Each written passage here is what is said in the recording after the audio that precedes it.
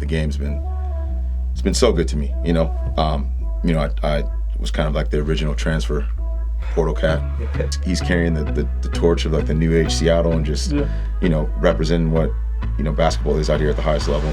The methodology of what we have with R3BAR is amazing. We're talking GOATs. If we're talking, bye.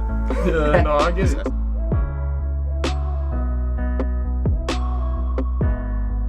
Welcome everybody to What Doesn't Appear on this stat sheet. I'm here with John. Sir. And John, you want to introduce? We have a special guest today. Yeah, we do. Hey, I got a really close mentor of mine, and someone that's been really close to me throughout my hoop journey and my life, of Michael Knight. And Mike's meant so much to me. He's put me in the right places, whether it's on and off the court, with the mental side of the game, the physical aspect. I mean, he's just been so big time in my development, and I'm immensely grateful to have you on the pod, man. And yeah, man. I guess the first thing, kind of just to start it off, is tell us about your story. What led you to love the game of basketball?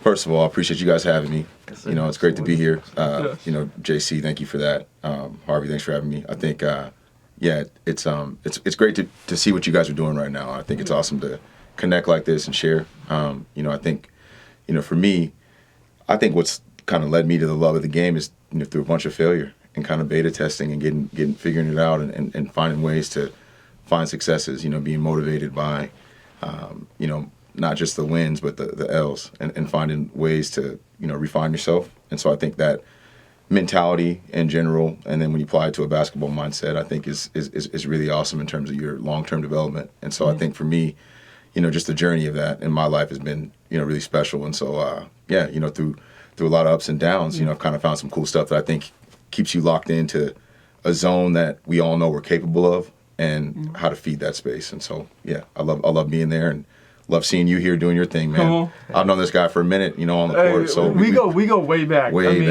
back. Bro, like he coached me. I mean, Mike, you coached me when I was in like fifth, sixth, seventh, eighth. Yeah. And we'd go down to LA, we'd go to New Orleans. Yes, sir. And win and beat like these top, teams in the country. And, that just plays to, his ability to like, obviously connect with the youth too, man. Like talk about, your relationship with kind of the youth in Seattle and how you've, kind of helped them out, and. Yeah. No, I think, I've always had a development, business. That was my first thing I've ever done, so since like high school, middle school, I've always trained a crew of cats younger than me in the game that I could, kind of shed some light on. And so I think it's just started from there. And then I think through seeing how people are and how they're not, and then also just learning, around how I want to move. And I think today at this state in it, it's just more of me being a vessel of great communication and being the voice that I wish I may have had or wanted to have back then. Yeah. And I had, great mentors, great upbringings. I just think it's the frequency, it's the notes now that I think would harmonize with me back when I was young. So I think a big time, thing for me is kind of keeping that lens and, working on things from that understanding so I can try to, lock in with whoever I'm working with. Right. Yeah. Right. And you talked earlier about your journey of basketball. And what I love about your story is basketball's taking you around the world. And talk about how you played at a high level in many places, college and overseas, Asia and Europe. So talk about that. How was it having basketball take you around the world? Oh, I mean, the game's been so good to me. It's awesome to be, connected in the game now in a way that I always was kind of doing, but it was never what I imagined or envisioned. And the game's been so good to me. I was kind of like the original transfer portal cat. I bounced around. I did 4 and 4 years, and it wasn't by design, and it's just the way that it shook out. And but I lived all over the country. It was great to do that and experience just things outside of your norm, and to see and have multiple teammates. Shout out to all my teammates, from UMBC to St. Petersburg to Albany to Seattle U, overseas, and France, Italy, Thailand, France, China. It's been great. So I just shout out to everybody, and and just all the cats who are giving back and working in the game the right way. And shouts out to especially Doug Christie getting the new Huge, Kings job, huge for Seattle. Huge. One of my OGs and part of R3BAR Training with us, and shout out to Mitch Johnson, getting his call up down for the Spurs. OG Mitch. So, but yeah, I love the game, and I think giving back in it the right way and trying to do things the way that you wish you would have heard back then is a big part that I try to keep at the forefront when I coach, when I train. Mm-hmm. Yeah. You talk about Seattle. You talk about the influence. Man, Seattle hoop scene. It's a big scene. A lot of pros. Talk about the Seattle hoop scene and what's so special about it. Yeah, it's amazing. I mean, just the game of basketball. First of all, is just it's an amazing game. For me, I was sort of adopted, by the culture here. When I was young, I moved here from Iowa. I was, born in Iowa City, Iowa. And shout out to the Hawkeyes in Iowa. There's an amazing basketball culture there. And there's a lot of ties, to Seattle, like Fred Brown, for the Sonics played there. And, yeah, man, downtown Freddie Brown. Represent. There's just a lot of cool links from Iowa to Seattle. And, so I was really blessed to grow up in a great culture there and just see how you attack development, how you attack the game, And so I think that was amazing for me. And then to move here and get embraced and adopted by the culture here of Seattle and, have guys be so, seeing the potential that I had, seeing the potential that my teammates had and pour into us and seeing how the community is here and how it's connected around the game. I mean, it was unbelievable. And right away I was, fortunate and, lucky enough to lock in with some really, really good players and really, really good, coaches and trainers and just have that, that push that I wanted. And, I think it's cool now on the other end of the journey now to be in that game from the side that I am now. I just really appreciate it. It's been awesome. But the Seattle hoop culture is, strong. There's a lot of great people, doing amazing things out here. It's not an accident that so many guys are, popping up at a high level that a lot of people know about now and a lot of people don't know about. And, just the state of Washington is incredible. The Northwest. Yeah, for sure. Yeah, speaking on that, obviously Seattle is has such a big mark on the NBA. I feel like, and we often like to ask, why do you think that is? Why Seattle? You talk about how important, and I've always been amazed. Everybody seems to have a similar story of how supportive the Seattle-based either its players or coaches is. Do you think that's one of the main reasons why Seattle has such a big impact on the basketball world, especially the NBA?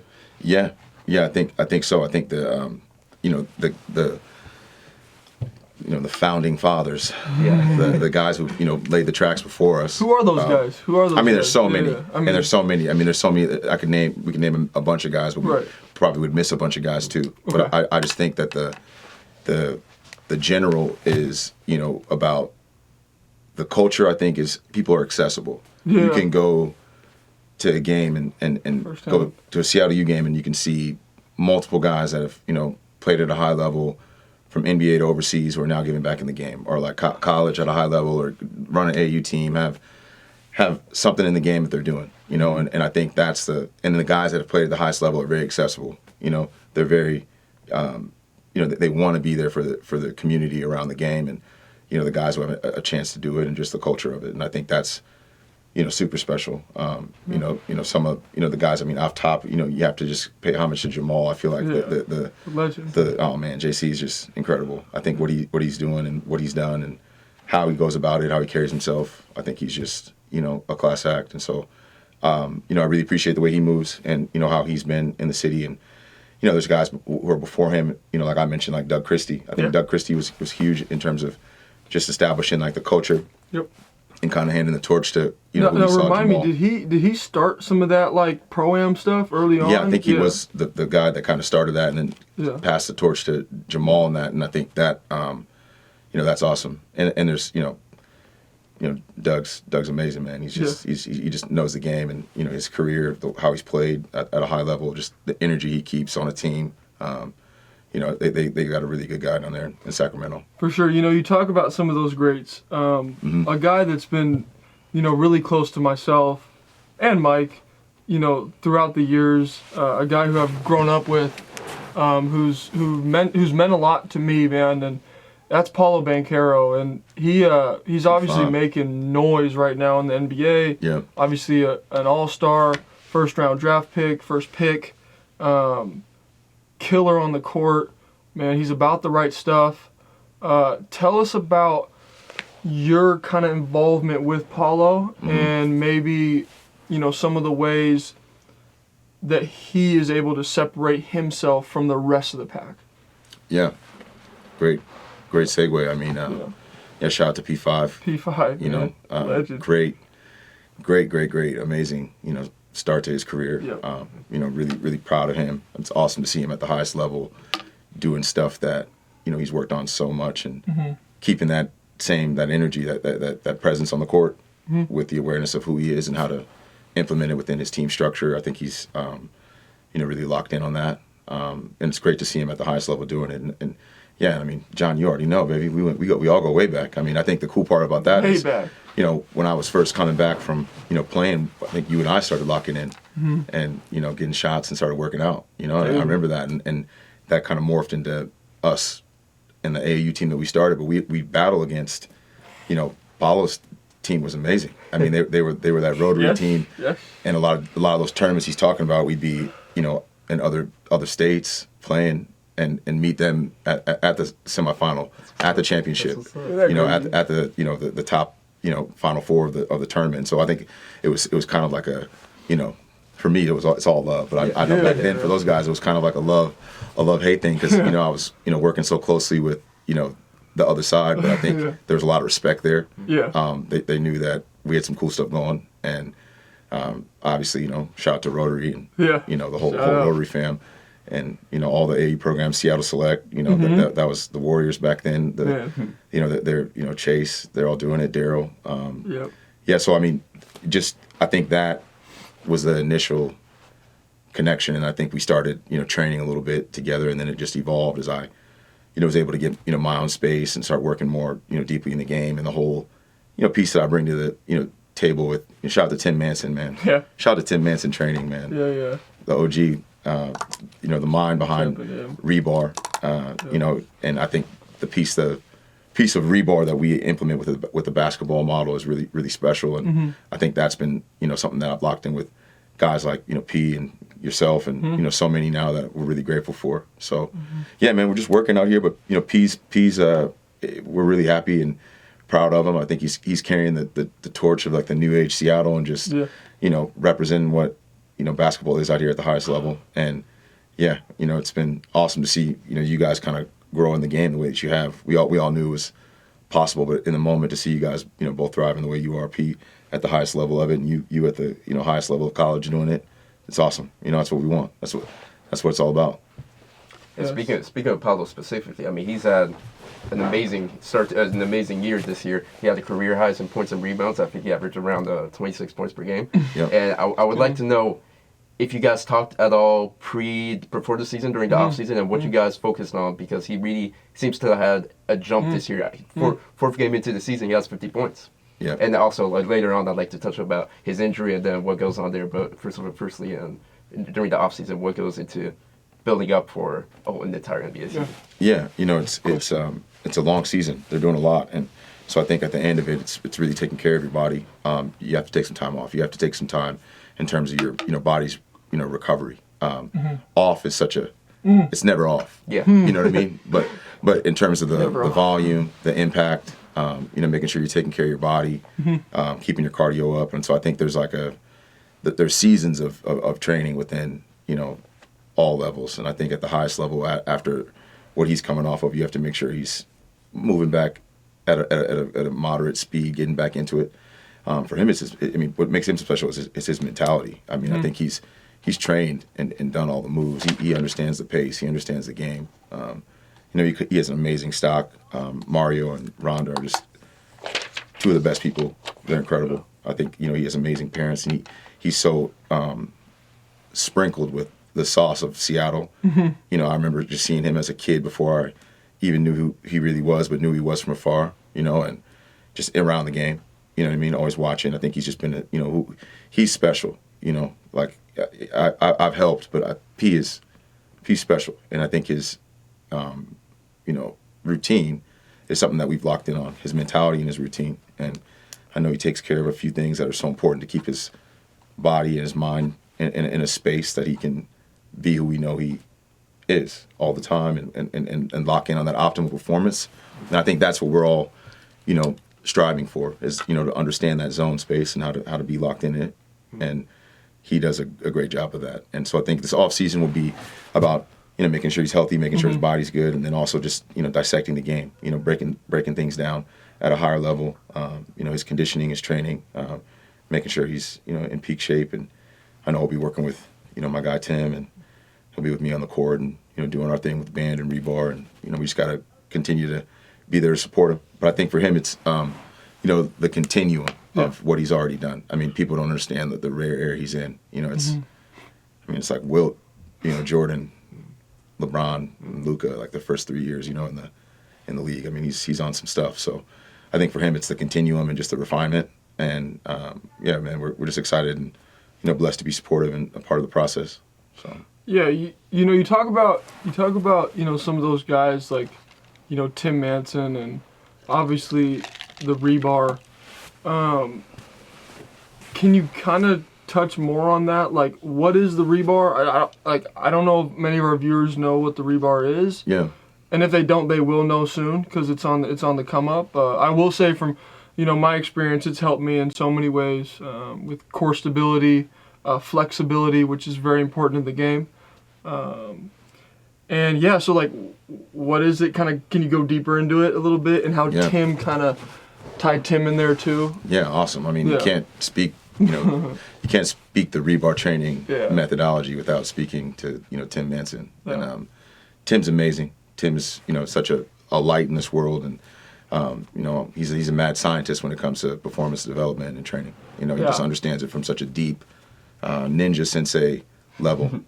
I mean, like, he's in the books. He's a beast. He's the X-Man, bro. He's the beast from X-Man. He's like the analytical, like he's deep in the books, and then he's like deep in the craft, and like, and it's amazing. I mean, I've learned so much from Tim. I think he would say it was created R3BAR methodology, and first of all, the band series that is connected with it is the the prequel, and it's a single leg isolation method that, I mean, so many athletes do now from working with Tim or myself or our team, and I think that's like, the first piece of it that really gets an athlete to lock in on their, biomechanics, their kinesiology, their connectivity, their coordination, getting things activated and firing from a, intrinsic level, a small level that's very specific and really can keep your body firing and aware. And so I think the band series is the, the first element to that, and then.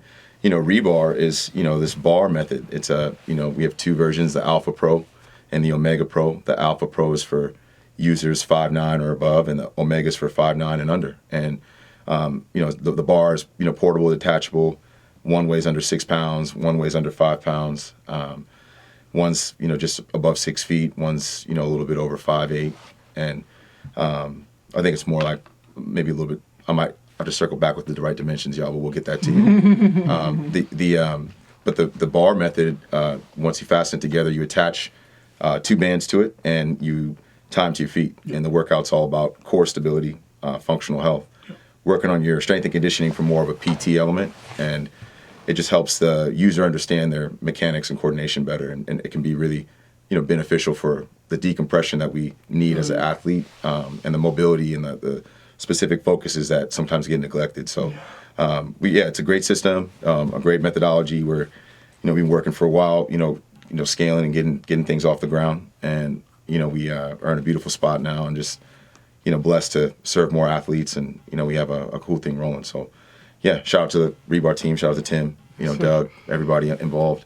We're really grateful for the journey of it, and to be where we are now and have the opportunities that we are. Mm-hmm. Speaking of all that and injury prevention, I've always been interested in injury prevention. And is there one thing that you could recommend to any athlete when it comes to injury prevention that you've seen, and maybe a pattern? It could be stretching, it could be one of the bars you were talking about, or a diet or anything. Is there one thing that could be like one size fits all for if anybody's trying to like improve? Yeah, I mean, without just shamelessly plugging, what we were just talking about, but I think the methodology of what we have with R3BAR is amazing. And I think the single band routine, getting understanding what that is and isolating, each leg with our green band is amazing. It'll really tell you a lot about your strengths, your weaknesses, the things that are a little bit deficient that you can work towards improving. And I think that's a very therapeutic series and thing that people can do from kids to senior citizens and everything in between. The high level athlete is just about movement and working where you are. And the same that of the R3BAR series. I think the supine series where your back is on the ground and you're working your stability and stabilizing your low back on the ground, working on your range of motion, your mobility, keeping your shoulders locked out. I think that stuff has such a postural benefit that can be super beneficial for, like I said, a kid to a high-level NBA player. So I just think those two things for routine, for like the chronic pain and, for the decompression of whatever your movement or sitting patterns are, just where your body's at, I think that stuff can be super beneficial. And then, we got some more sauce and some more, those are just a couple ingredients in the pot, but I think they're the strong ones, Yeah, you talk about the physical aspect, like that's very important. But obviously with the game, there is a mental side. What are some of the things you do when it comes to your, supplying your, mental health on a daily basis? Great question. I think, the mountain of mental health can be a lot for people, and it can seem like, so daunting that they don't do anything for it. And so for me, I think it's just about the sneaky, tap-ins with it and the things that you do just routinely. For me, a big thing is just having a few things that I'm reading, keeping my mind sharp that I'm reading daily and having some stuff that's, keeping my mind, grounded. And then also I think, a little bit of journaling, a little bit of writing things down, whether it's just like a to-do list of the day, a thought, a little poem, a little rhyme, something, just to kind of write things down.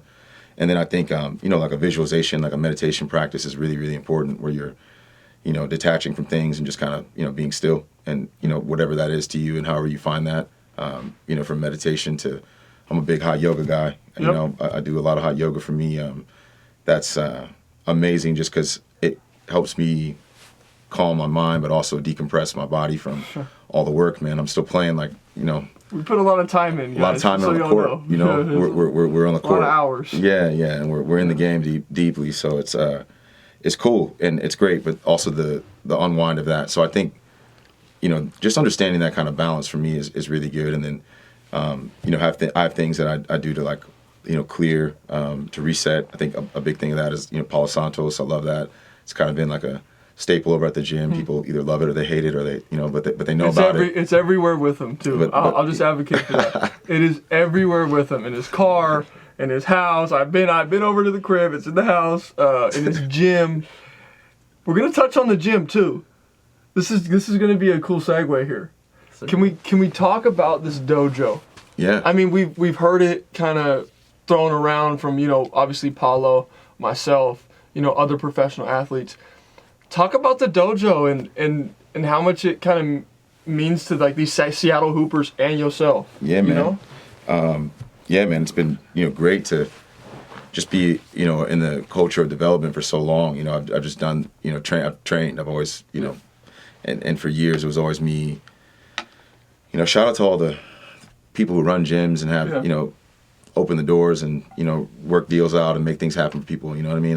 There's not enough gym space, and there's so many hoopers, and there's so many people who can benefit from that. First of all, I'll say that. And for years before I got my space, I was just blessed to have great relationships or great opportunities to work at different universities, different community centers, different athletic clubs, and so I benefited from that. And but I always knew if I could get a spot that I could carve as my own and kind of lock in at one, it would be special. And so that's just kind of what the back cave, the dojo has become, man. It's pretty cool. We I was just blessed to be a part of around some really good people to do some really good work and have an opportunity open up. And we have a great kind of underground dojo gym that we really sharpen the craft at. And we've been there for I think 6 years coming up. And there's so much cool stuff that we're involved in now that's growing from that, and just this whole journey. And so it's great to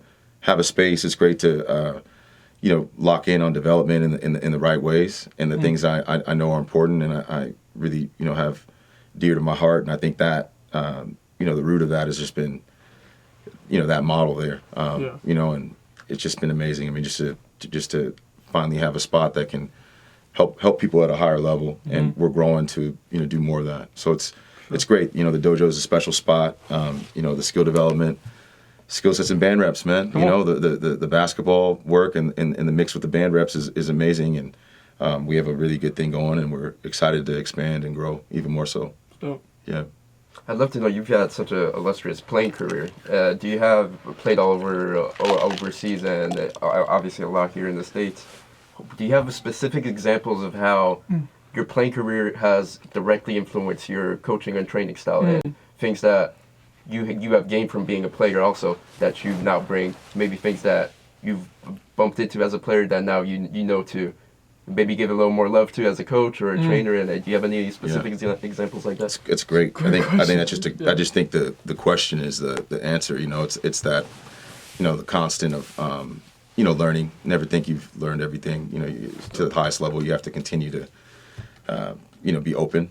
And then I think also just understanding the things that were important to you, and not having things that are just cookie cutter for everyone. You have to understand what's true to you, but then also how you might, motivate somebody. Might not be that might not be the right way for their, best development. And so I think, there's all sorts of, you can learn something from everyone, what to do or what not to do. I think, coaches are all trying their best to try to do, to win and do what they can, and to get us there. And so, there's ups and downs with all of that, but I think there's a certain focus and there's a certain lens I think is really special if you can lock in and be aware of a few things and work from I think it's a space of love. You got to care, you got to love, you got to want, the best for everybody. You got to, be pure with that, righteous with that. And I think, then everything kind of flows from there. But then also just like, there's a lot of things that you learn from coaches in the positive and then sometimes also in the negative. And so I think, it's like you have to take your experience and take the best of it and sift the best from everyone. You learn something from everybody, whether it's, something you keep with you or you maybe want to shift. And so I think it's to not be, you can't be bitter about things. You got to just learn things, and spin it to your favor and to your advantage. And so I think, for me, I think coaching and training, I've always tried to take I've had great coaches. I've had amazing, trainers and people who've really made me better. I've had some moments that have been tough, and I've been down.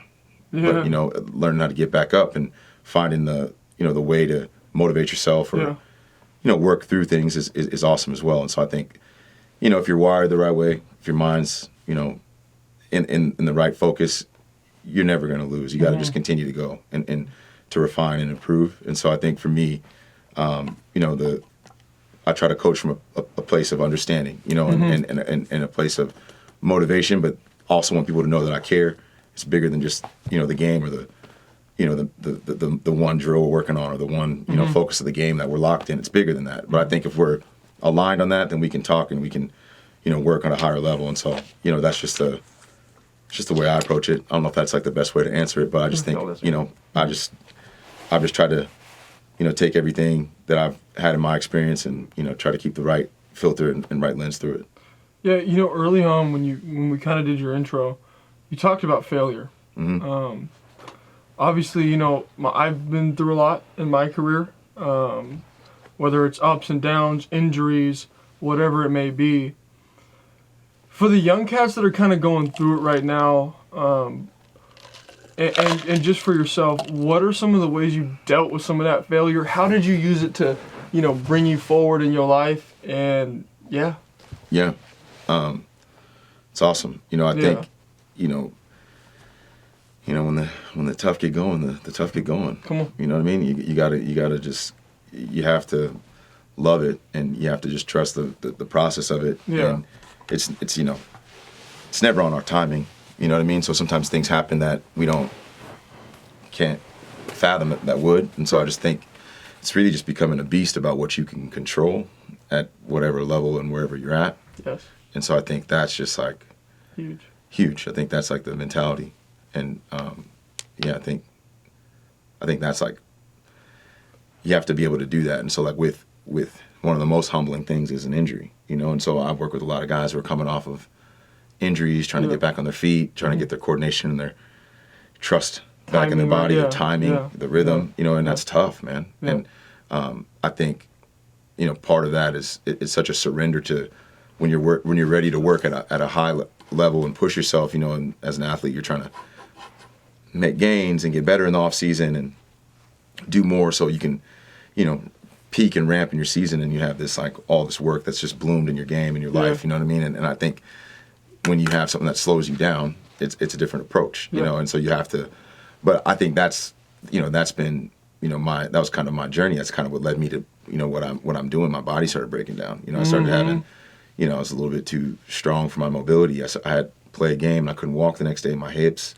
my you know, it was bad. My feet, I had to, you know, work in a different way. And that's what's led me to, you know, everything we're doing now. From the dojo, skill sets and band reps, R3BAR, like it's just led me to that, because that was like what I needed to seek as an athlete. And so I think, you know, you have to control what you can, and you have to seek what you need. You know, you have to seek and find like the highest level of, you know, what it is you need. And I think that's like, if you're a hooper and you're really like out here hooping, you're trying to find the best run. You're trying to find like, you know, cats find me. They find me. They want to train with me because it's like they've heard, they want to work.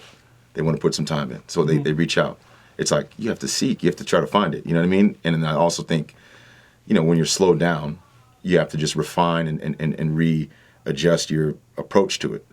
If I can't, you know, run a bunch of, you know, runs because of an injury, there's still things I can do for my cardio. There's still things I can do for my touch in my game around, like, you know, my limited ability. And I think those times are the ones that humble you the most, and then also are a great time to, you know, get better in a different way. And I think that kind of like mindset and being open to that, you're going to have gains in a way that's just, it's so beneficial, man. It's bigger than, you know, rap, man. It's bigger than, you know, just training the skill of basketball. It's going to just sharpen you as a human and just teach you a resiliency that I think is special. So I don't know if I'm really answering it, but I'm kind of rambling on it. But I think it's like, you have to have like a willingness, you know, to be where you are, and then also have this like seeking attitude no matter what it is, when it is an injury or when it's a, you know, a bad circumstance, and when you're not playing, you know, like I didn't play for, you know, several years, but I just felt, I mean, in terms of a professional, you know,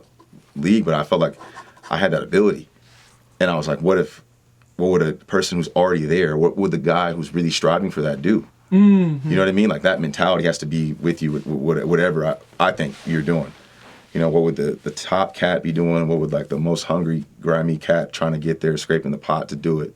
What would they be doing? And I think when you think like that, you can kind of find a balance of like what you know you can hold yourself accountable for, and that's realistic around your approach. And so I just think that's like, no matter at what age, no matter what level, that makes it special. And so with an injury, you have to sometimes like learn that stuff, and it's tough. But you know, or with any type of adversity. Yeah, or adversity. It's just adversity. I think, you know. A lost game, a turnover, a missed shot. 100%. There's a lot of people too, Mike, 100%. that really look at, you know, results. And, you know, I struggle with that a little bit, you know, throughout my playing career. Yeah. Is too focused on result instead of process. Talk about why that process lens is the right way.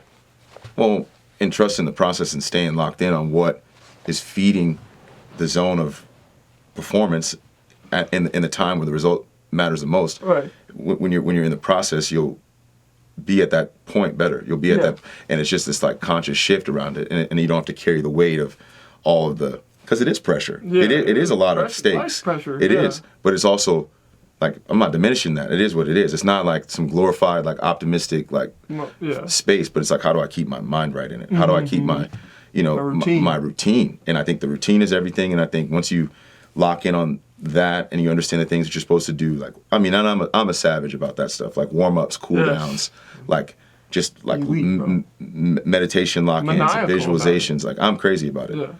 You know, I do it before and after, because it doesn't need to be this drawn-out process that I think people look at it like it has to be this, like, I can't carve 3 hours out of my day to take this mindful time. It's like, take 2 minutes. It can take 1 minute to light a Palo Santos and like give thanks to everything that's going on in your life, and like to shed everything that's not serving you. That's a great practice. Or like to, while I do my band series or my supine series with the R3BAR, to visualize myself thriving, in all these situations in my life, to visualize my game, to visualize like business and opportunities, flowing, like this interview going well. For sure. It's just life. And I think these little routines, and when you add them in your life and you're becoming a beast about it, it's just like you're always dusting the stuff that's like not serving you off. Yeah. You're always like refining and polishing, and I think that is going to allow you to be, the gem and the jewel in the moment more so. And it's just like if I'm always shining, I'm always refining, it's going to shine through at some point. I just got to, trust the wax on, wax off of it. And so I just think for me, that's become like everything. Like if I control that, if I can do that to the best of my ability, I know I'm going to be in a place to be a really good version of myself, like a really good hooper, a really good, whatever performer. And I think that's the thing is like people get so caught up in the performance, but the process and the journey of that is like, a sacred place. And when you get there with that, when you get with that, it's all different, man. And then I think, you're able to be there with less pressure, and then no matter what, some of the greatness is going to shine, it's going to come through. Sure. I loved your answer when you talked about injuries and dealing through injuries, and I wanted to kind of talk about a little bigger picture. What do you think, what's your opinion on the importance of sports in somebody's life? A lot of these things that you're talking about is bigger, can be applied, and you can gain so much knowledge through sports that you can apply to your bigger life and dealing through adversities, whether it be a loss, it could be a loss in your professional career, a loss in anything. So could you touch on that, like the importance of having sports growing up? For sure. I just think, the working with others, like, team mentality, like, having the individual self-actualize within a team concept, to have, a bigger purpose together that we're all, striving for, that we're all, adding to and trying to improve in. I think that's like, you're going to have to work, no matter what you do, you have to work with people. And so that energy is like, I've not always been the best teammate, and having to learn that kind of stuff. I've had, better moments with that, or had like, understanding the ego in the game and understanding how to like, work with that. And it's huge. And so I think getting kids and getting people at a young age to, work on the craft, actually. I think a lot of people go straight to the performance and they do nothing with the process. So it's like, of course you're going to be mad if you just go to a game and you haven't been working on your game. You know what I mean? And so I think, getting people to... That applies to life too, right? Professional careers. 100%. Right. Well, I think the sports are great because no matter what, it's like, if I turn the ball over, I still got to, I got to get back. Yeah. And then it's an offensive, it's the next possession. So I think that applies too in the world of like mentality and like, when you're in workforce, like how to, you got to keep a certain, framework and keep going regardless of like what's going on. So I think there's a lot of applicable analogies, if you will, around like sports and real life. But I think the people that do have some familiarity with that, they understand how to work with others, a little bit better. There might be some conflict, there might be some, chippiness, but at the same time we can get through it because we're all locked in, and that's a part of the game too when you're playing hard, when you're playing at a high level. Literally. You know what I mean? And so I just think it's, I think, sports can be great for the transferable skill sets of life and working and, just getting through things, like understanding how to be, keeping your mind right, and either way it's the next play, so it's like, I think that overall is just like how you have to kind of, I think, to keep thriving in life. I think that's like where you want to try to be at and, keep things pushing. You always can keep going no matter what level you're at and where you're at. And I think that I love that journey. And so I think it's all connected too. And but I think the metaphors and like the things that sports can help somebody with are very important and can be like a tool down the line. I totally think it's important for our youth and people to understand how to work and just how to get through stuff, and how to work with people and just be more dialed in terms of that. It will help you in the long term, 100%. I think another thing, you talk about the importance of others, the importance of doing things for your brother. Talk about your family, your upbringing, how your parents are important. They're incredible, to your career, to your life. Talk about how your parents, kind of set you up and for your success in your life. Yeah, no, I have amazing parents. I have and family, siblings. I have an amazing, family. Shout out to my mom and dad. Yeah. Always shout out. Joe and Susan. Mother's Day's coming up. Mother's Day coming up. Dear Mama. Yeah. No, I hit the lottery when it comes to parents. I mean, Yeah, blessed. my parents are just incredible people. From New York, North Carolina, both just extremely, rooted individuals, from kind of rags to riches and, smart, totally aware, just very challenging and just understanding educators, both lawyers. They really, pushed me to think critically and to, be a sharp person, and, to try to do things the right way and to own your mistakes, and just they raised me well. They raised me well. So, I think about them a lot, and just in life, because I feel like, they've, they expect a lot from me from, how I was raised, and I feel that, and it's an honor to, to carry that, and I think that's kind of what happens when you're, not everybody has the luxury and the benefit of having, both parents and around them, and I'm very blessed and grateful to have them a part of my journey, and I think that's, we could have started the podcast with that. You know what I mean? Family's everything to me. And my sister. Shout out to my sister Lauren. Lauren's in New York. We love Lauren. She's gonna be out here soon. And I have an amazing family. I'm really blessed by them. I think they've just, they make me better. Yeah, they mean the world to me. Yeah, that's awesome. That's awesome. Yeah. I want to get your opinion on something. I think your career puts you in a great position to talk about this. Yeah. There's a lot been made about the international takeover around in the NBA right now, and especially at the highest level. A lot of the top players in the league are international players. You played overseas. Why do you think that is? You've seen different coaching styles around the world, and what do you think? How that after that? How has that playing overseas and seeing from so many different coaches, how has that influenced your coaching style, and what have you taken from different areas? But firstly, why do you think that is? There's so much, also a lot being made around the AAU system. 100%. Maybe what the problems with it, the things that we can learn from overseas. Your ideas around that. Yeah, I mean, you guys are doing a great job with this. This is awesome. I think it's a great topic, to talk about in general. And I just think, it's, I actually stepped away from coaching, probably like 8 years ago, just to focus on the development side. I think that's the biggest difference. I think there's a lot of games, and I think in Europe and overseas programs there's a lot of development, and there's a culture for that. They have the top team has so many different levels of teams below them at all different ages, and they have all these groups that are playing, that grow up in that circuit. They're learning the game, from a team standpoint in the right way, and it's not just about the game is almost like the reward. And I think the work is, like they have a system for that. And so, in America, I think it's a little bit more individualized. It's more about, the athlete. And that's why I think it's so important for all of anybody in the development game here to make sure that there's like a 5-on-5 application, or the work you're doing, translates to the game. It has to have a nuance of that awareness, because there's a lot of drills and there's a lot of stuff that people work on, but then they're not able to apply it. And I think what we're seeing now is just a culture that's been established for generations, and now having success. And the young kids who are growing up in that, or the top kids, they bring those kids to that top team, so they're getting to be around pros. They're getting to be around the culture of a pro practice. Just that mentality, that time with a team, on and off the court is super valuable.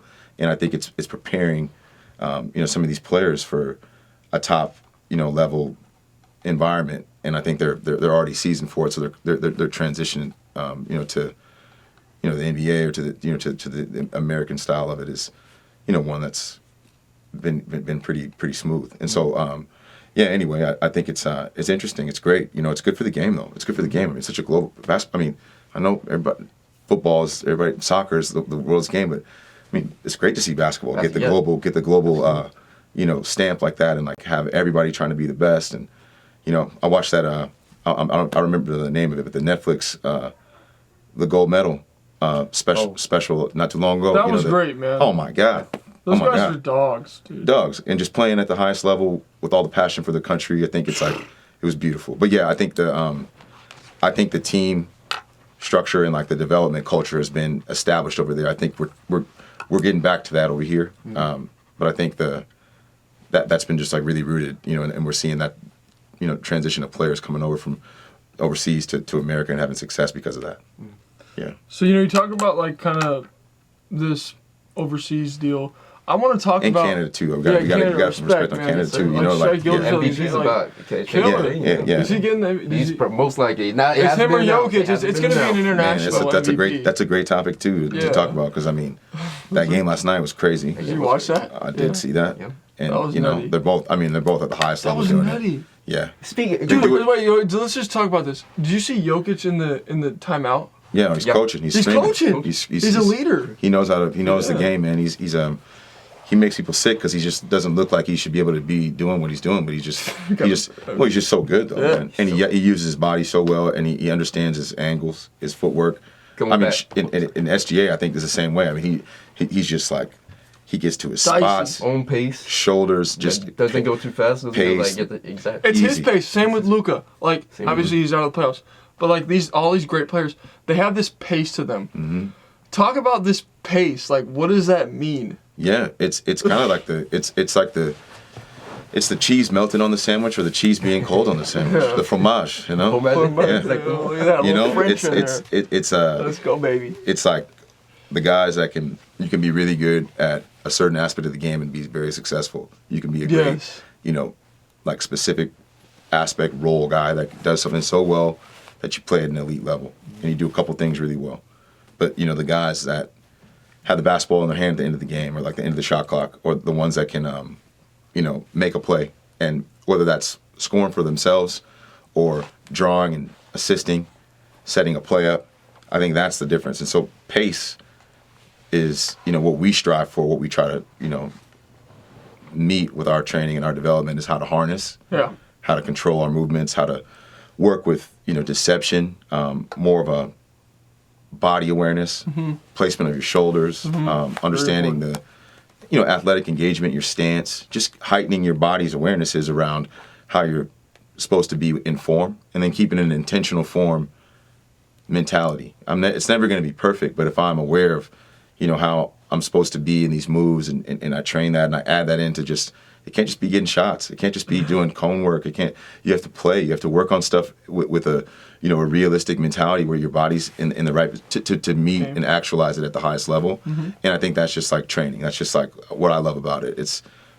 super important. But the pace element is, it's the lost art. I think it makes the guys who are really, it makes what we're talking about, like a Jokic or like a SGA, we're talking about like elite pace for different reasons. They both play at their own speed. They both affect the game in completely, two different ways, but it's just like mastery. And I think that's what we're all trying to find in terms of pace. Is like, how do I get the most out of what I have, and how do I harness and control my movements? And so working on that, is super important, I think, in the game. Yeah. Absolutely. And it's funny you mentioned that, because I was just hearing Steph Castle, just won Rookie of the Year, talk about, a lot of rookies talk about this, right? From the Spurs. He won a championship with UConn. Yep. Yeah, a lot of rookies coming in talk about how the game slows down at some point, and that is pace. And what do you think? How important is that? And how can you explain that to maybe a viewer who's never played basketball? Are you saying like how it slows down? How it slows down for them. The pace slows down. They're getting more adjusted to their own pace. What their pace of basketball is going to be. You mentioned Luka. Luka has his. When I think of Luka, I think a lot about his like slow down steps, where he like slows down at the rim and like gets his own pace. Shea, Jokic, all that. So when players say the game slows down for me, explain what that means. I mean, I think first of all, to just back that up, it's like, love is time, and time is love. You put your time into the things that you love, and so all those guys love the game deeply. Even Jokic doesn't seem like he loves the game. Exactly. You know what I mean? He loves the game. You're not that passionate, like screaming on your team to win the game. You're not where you are. He loves the game. He just, they take holiday. He takes vacation. He breaks. Ain't nothing on the horse track. But I think you have to love the game and play at a high enough level and work on it so much to a point where you can kind of get to that level. It's like somebody's getting upset about, maybe missing a shot or two when they haven't worked the time to be able to hit that shot. And so I think you got to put time in and to think about your time the right way. You got to work on things with that change of pace, that shift of gear, that harness of control, the not touching 100 miles an hour, but being really smooth between like 10 and 60. You know what I mean? And understanding how to do that. I think that's way more of a focus, and so it takes time to get there. So I think you have to play, you have to work and on these specifics, and find somebody. You got to find, one of my favorite books is a book called Talent Code, and it talks about these three, without spoiling the book, but go read it. It's a good one by Daniel Coyle, and it talks about these three things. It's so dope. I just love it because it's like it can apply to anybody. It breaks down a deep practice, and I think to find pace, you have to have a deep practice of working on that. I mean, you got to be. I remember I walk by people and still cross them up, like exactly. on the way to Lemieux Hall, whatever. You know what I mean? Like I'm just like to have that kind of like deep sense of your game all the time, no matter what you're working on, like what you're striving for. They talk about that and how your form gets to a point where you're elite in it. And so the first example they give is this lady pianist, and she can play any song before she knows music. She could hear it and play it back, just like on a savant level. And then so they said her 6 minutes of practice is 2 hours for her because she was that elite, and she's practicing hours a day. So by the time she's 14, she's at such a high level. She's like first chair at all of these top symphony, all these high level performances. She's like the one, and usually people her age, there's no one her age. They talk about that anyway. And so deep practice, I think, is the first thing. And then the next thing is like your fire. You have to have, this fire, like this thing that just keeps you awake and lit for what you're striving for. And then the last one is master coaching. You have to have in your reformative years, you have to have a master coach or a sensei or somebody who's going to guide you to that.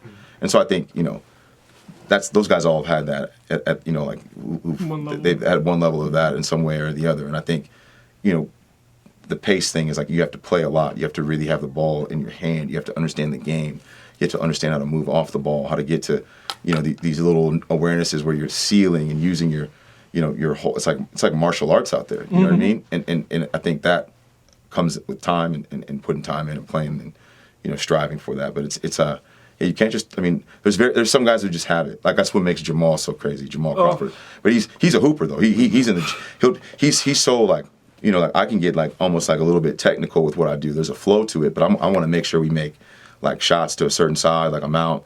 Like Maul C is like he's like the improv, Let's go. You know what I mean? No, it's like Read. he's just walking in, playing the instrument and flowing. Like his it's such a free, and so there's such a balance of those two. And I think that's what it is. Is like but you only get to that kind of level by just drilling and working it and playing so much and working on the craft, your change of speed, and going through ups and downs, playing hooping, you're hooping against outside. older cats, and so I just think that's like it's kind of a blend of that. You have to like work, and then you also have to go live, and you have to be conscious of what you're doing. A lot of people are hitting their head on the same ceiling when it comes to that, and you just got to work through it. Yeah, I would kind of last couple questions here to wrap up. Yeah. I want to talk about this difference between like the old timers, the Jordan era, if you will, and then like the new era of hoop. Like, first of all, Jordan era can't be considered like he's an old timer, but Jordan era is the era, brother. I think so. It's like old timers are like we're talking like and first of all put respect on the whole all the guys before us. No, I put respect. all the ancestors, all the my hoop question ancestors. to you would be, and this is a controversial topic. Yeah. But Jordan or LeBron? I mean, all day I'm going to say Jordan. Why?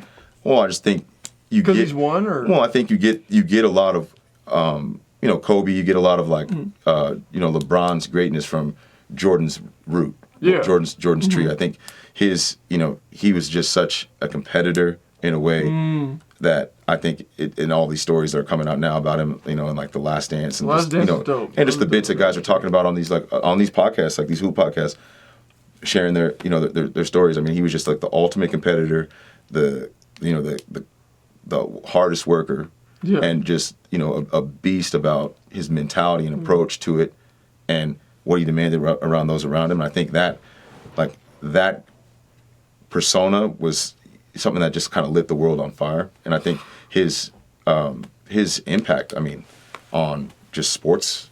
Marketing, sports culture. I was gonna say, I'm wearing Jordans right now. Jordans? Yeah, shout out to Jordan, man. Shout out to Jordan. Shout out to Jordan Brand. Shout out to my guy Chad. Yeah. Let's go, babe.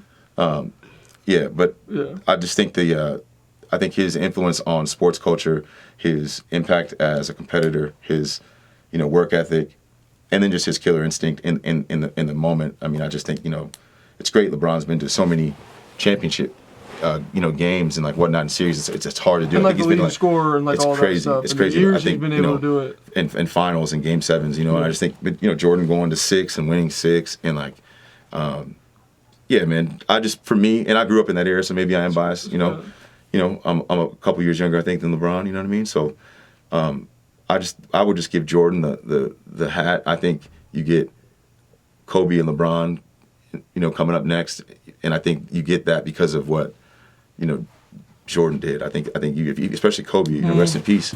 Kobe took it to a whole new level. He took all that, Jordan, he just mimicked, idolized, like took it to the next level. And I think, that shows his greatness, but it also shows you have to put some homage on the For sure. on the sensei, on the you know what I mean? And so I think those guys are really, really special. Don't get me wrong. How can you say they're not? I just give we're talking GOATs. If we're talking, bye. Yeah, no, I get it. That's MJ. No, That's for MJ sure, all day. and I'm with that. No, my question, to kind of piggyback off that, is there a difference in the '90s hoops to nowadays hoops? The game's always changing. Is there a difference with the physicality? Is there? The game's always changing. I think there's we haven't talked about Steph. Is there more? We haven't talked about Steph. It's the Steph Curry effect. I think Steph Curry effect has changed the game. I mean, just the way that people are shooting the three now because he's, it's like. You watch this guy play, man. If you're making 3 or 4, traditionally, and it's like, and then you got one guy who's making like 10, So you're that changes things. You're and the games become so stat oriented that I think it does shift. It's more of a 3-point game. A lot of the 3 points were and ones in the '90s. You know what I'm saying? It's like you're wide open shooting a 3. There's the threes now are just they're shooting at a higher clip is what I'm saying. Yeah. And so I think that the game does shift. It does change. I think it was a little bit more like the hand checking. They kind of let you get away with. But I mean, also now I think there was a lot more, or back then there's a lot more outlier. Or now there's less outliers. There's a lot of like the best player is really good with, and the guy that's like on their heels is a dog. You know what I mean? Yeah. Like 1 through 5 is like maybe really, really all world, all elite. But then there's not much of a drop off, or there's guys that are really, you see that.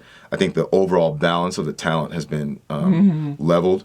When I think maybe in the '90s, not to disrespect the '90s, there were some great players. But I think there was like, more outliers like then. Now it's kind of like the whole game is elevated because of, I just think, new age training and just like the way the game's evolved. And so yeah, it does change. But I think change is great. Yeah. But I think Jordan's still the GOAT. And if we're talking that though, we're talking but.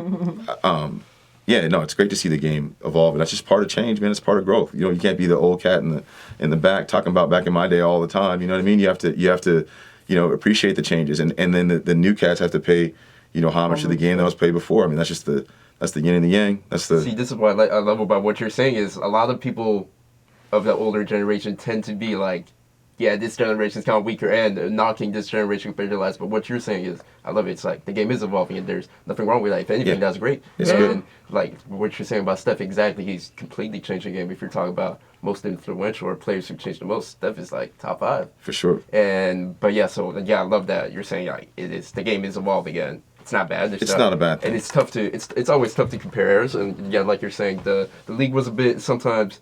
Obviously, we don't want to disrespect. There was like when in the '90s, '80s, I think there was a expansion that kind of trickled down and watered down the talent pool. Obviously, the top was still, like you say, outliers. Good point. But yeah, no, it's good. Yeah, I totally agree with what. Yeah. Yeah. No. Yeah. I appreciate it. It's. But yeah. No. I love it, man. It's just the game. It's not. For me, I don't get lost in that stuff. I just love the game. And quickly about Steph, we were talking about. I think more is made of it now, but something that is incredible and doesn't get talked about enough. Like I said, more so can't talk about enough. His conditioning is absurd. Oh yeah. And like the amount of elite, bro. It's elite, and like I want if you were like do a pie chart of what percentages of your game is more support. His conditioning's gotta be like 40. Like obviously he's the best shooter of all time, but. That's when you look like at the footage of the game, the way he's running like 24/7. It's absurd. Oh yeah. So maybe you could talk about like the importance of not only conditioning, skills, skill training, but the fundamentals, just conditioning and strength building. You've had a couple things like that you've spoken to today that are kind of like answer the question in the question. I think there's nothing like basketball shape. So it's like you have to hoop to be in shape. You can go run miles, you can go run hills, you can do that, but you got to hoop. You got to play ones. You got to get in shape like that. And then also, I think you have to keep that element in your training. And if you watch Steph, he's a beast about that. His training's crazy. I mean, I don't know if you guys have seen him. I mean, he's just like full court. He's like corner to corner three. Then he's like coming off of like staggers, fade threes. Then it's like an ISO possession where somebody's like jamming him and he has to score, and it's like other side to like 100. Like it's great, and he's just doing it, you know. And I think for him, it's like he's found that sweet spot of what we're talking about. It's like, yeah, you got to be in shape, but like I think you can gamify that within, you know, your training. You know, so you're working on shots on the move. Like when we work, I'm trying to make it so we get the work within the movement of the game. You know, within, and I think that's like sometimes for a hooper can be mutually beneficial rather than just like me going for a run. Even though you need to go for a run, you need to run hills, you need to run miles. But there is a sweet spot, I think, of like your court conditioning with your skill training. You can max out. And I think Steph is the epitome of that. Kind of to wrap it up here, we're on an hour. What is any type of message that you have for, you know, people to aspire to grow in their lives or just level up in whatever way that may be? Do you have a message for those guys? Yeah, you know, I think we talked a little bit about it, but just to, you know, don't make excuses. Lock in on your controllables. Yeah. Get a routine. Hold yourself accountable, and just trust the journey and the process of that. Have people who can hold you accountable as well, and you know, keep you sharp. And you know, really focus on those things. I think just being what you can be at the highest level in terms of your control ability is like everything, and learning to master that stuff and always improve it, always refine.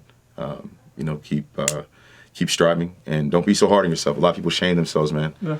The shame and the guilt and all that stuff, man. You gotta get past all that and just, you know, be in the space of what you're striving for and purely, and not let that stuff carry you down. So, yeah, you know, stay locked in, keep your mind right out here. You know, yeah.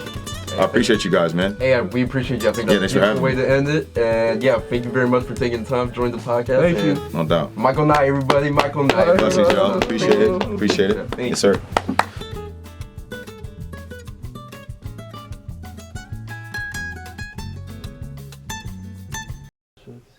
You know, Harvey's from France.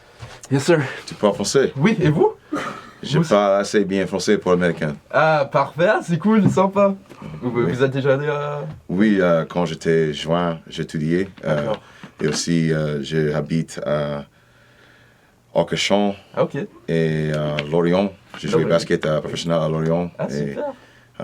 Et j'habite à Limoges et je suis autre ville dans France. Yeah. Votre français il est très bien, non? Assez bien. Vous avez fait combien